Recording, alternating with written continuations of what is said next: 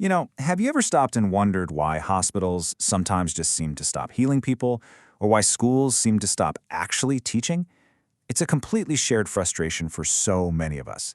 We build these massively complex institutions to serve us, right?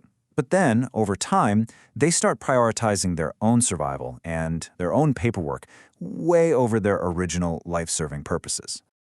Okay, let's dive right into this. Welcome to today's Explainer, where we are going to decode exactly why this happens. We're unpacking a really fascinating, highly interdisciplinary academic white paper by Dr. Bichara Sahely. It's called Institutional Autopoietization and the Loss of the Social. Now, it's a dense read. It spans biology, sociology, systems theory, the whole shebang. But don't worry, we're going to break it down and make it crystal clear. Here is our quick roadmap for this explainer. 1. The symptoms. 2. The disease. 3. The mechanism. 4. The defenses. And 5. The cure. Let's start with Section 1, the symptoms, the civilizational paradox. First off, we've got to establish the absolute scale of the civilizational problem we're facing here. Basically, our systems are getting significantly better at surviving while getting worse at actually serving us. Look at this divergence. On the top trajectory, you've got rising system capacities. Financial viability and abstract metrics are literally skyrocketing. But down on the bottom trajectory, crucial life capacities, things like mutual care, justice, true learning, they are plummeting. The system succeeds wildly on paper, but our actual lived reality declines. Moving on to Section 2, the disease, institutional autopoietization. So, what is actually causing this huge gap?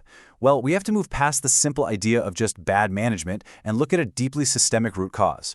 To really diagnose this disease, we first need to borrow a term from biology, autopoiesis. In biology, this is just how a living system, like a cell, constantly regenerates itself to survive. But here's the thing.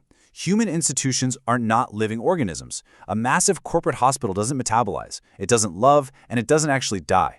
Keeping that distinction clear is absolutely crucial, so we don't start treating human beings as mere functional cogs in a machine. But institutions can mimic this biological self-preservation, and they do it in a highly pathological way. We call this institutional autopoietization. I know, it's a massive piece of jargon, but it basically just means this. It's that terrifying moment when an institution's metrics, its procedures, its rules become completely organized around maintaining the institution itself, totally cut off from the life it affects. It protects its own continuation, even if that means degrading the exact life it was built to serve in the first place. And this brilliantly illustrates the unthinkable absurdity of that drift. Contrast what an institution should be doing with what it actually measures. In medicine, the living purpose is healing, but the autopoietized form, it becomes obsessed with patient throughput and billing codes. In education, the living purpose is learning, but the form becomes entirely fixated on standardized test scores and institutional rankings. The metric literally replaces the reality. Just think about your own life for a second. Does your school, or maybe your kid's school, actually conserve learning? Or does it primarily conserve measurable performance? Have you ever noticed how the entire act of teaching often gets reorganized just to serve the test? Yeah, that is the pathology in action. Now, this disconnect happens through something called operational closure. Think of it as a massive institutional filter. It means the institution only processes reality through its own authorized categories.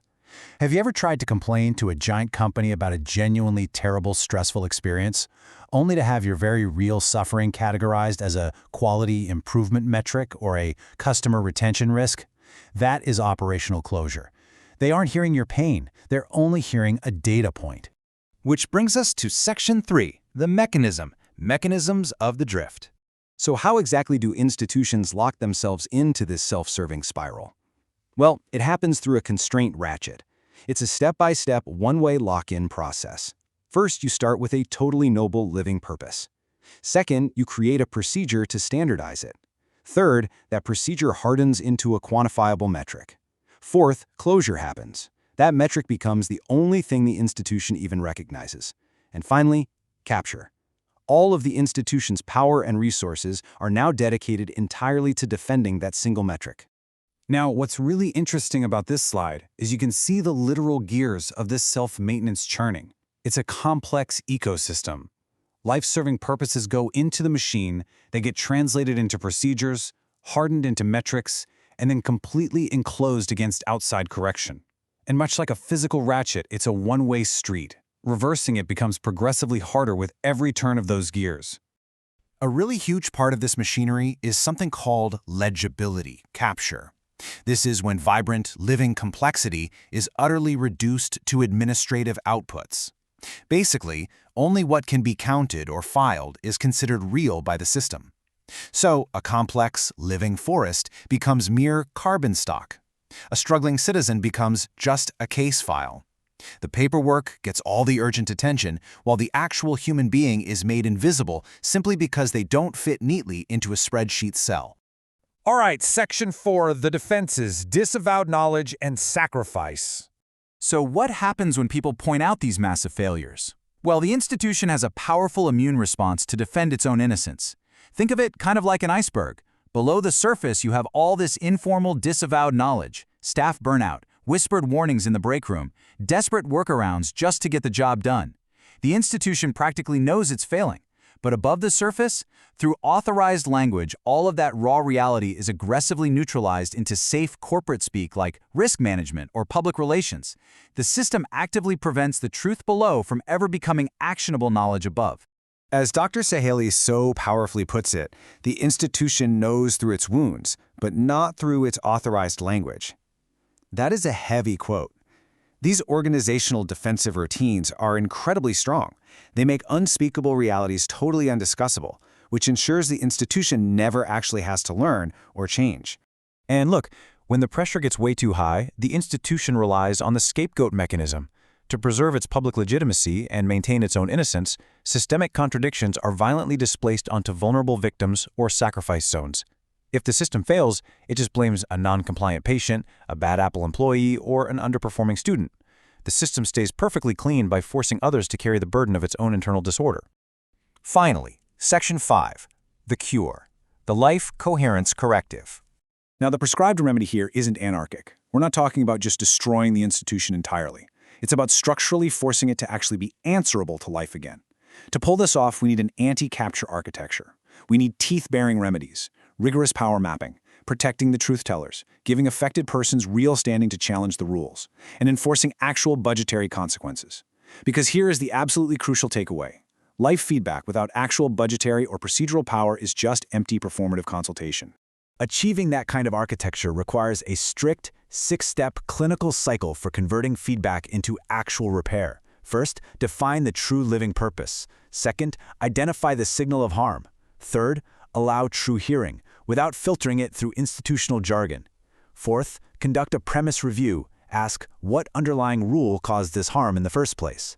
Fifth, enact material repair. And finally, recursion, baking that correction right back into the system so it learns durably.